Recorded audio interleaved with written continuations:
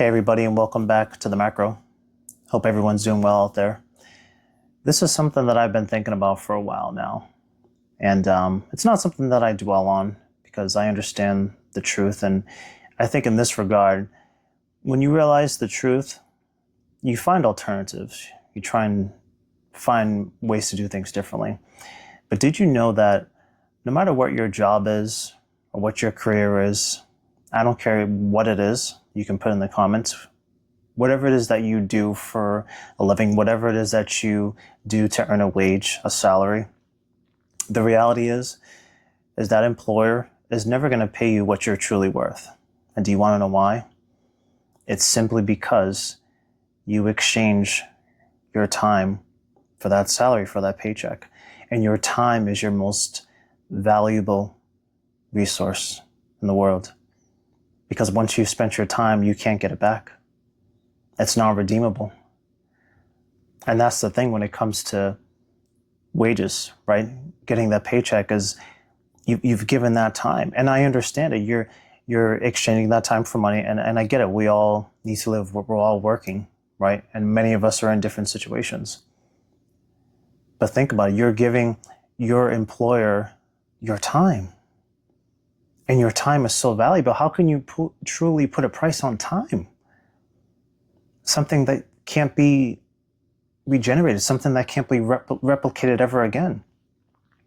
And let's be honest, we know that wages haven't kept up with the cost of living, with the cost of inflation. Here's a good example. Let's say your yearly raise, and I think the reason why I'm kind of thinking about this now is this is around the time where employers begin to give their employees and stuff their merit increases and stuff like that. Around this time, maybe sooner, depending on what industry you're in. And let's say that raise is fixed around 3 to 4%. And let's say the inflation, the consumer price index here in the US, the inflation monthly rate is sitting at, I don't know, let's just say whatever it is, 2.8, whatever it was recently. Now, if you're gullible enough to believe those numbers, that's great. I hope it. I personally don't. I just don't. I think it's much higher than that. And if you consider the compounding rate of inflation as well, you also have to think about that. So think about that. If, let's say it's sitting at 2.8, at least that's the reported number that you and I get, that the masses get. Let's just round it up to, let's say, 5%.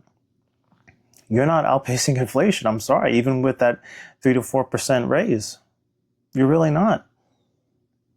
So let's put that to bed. We understand fully that wages have not kept up with inflation. I don't care what story they tried to feed us. I don't care what data they tried to pull. The reality is that most wages here in the United States have not kept up with the cost of living. Okay, and I understand that everyone's expenses are going to look different, and that's also something that really comes into play. My expenses as a husband and a father of two are going to look very differently compared to someone who's single and living with their parents. That's just the reality, right? We're in two different situations, and I get that. But again, it goes back to the idea of how can you truly put a price on time? And see, when you realize this, you set the expectation a bit low.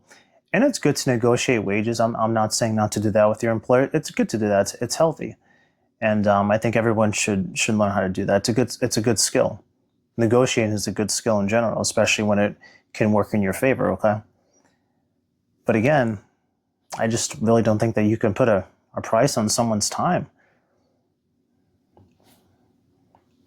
The old phrase, time is money, I think that's a load of hogwash.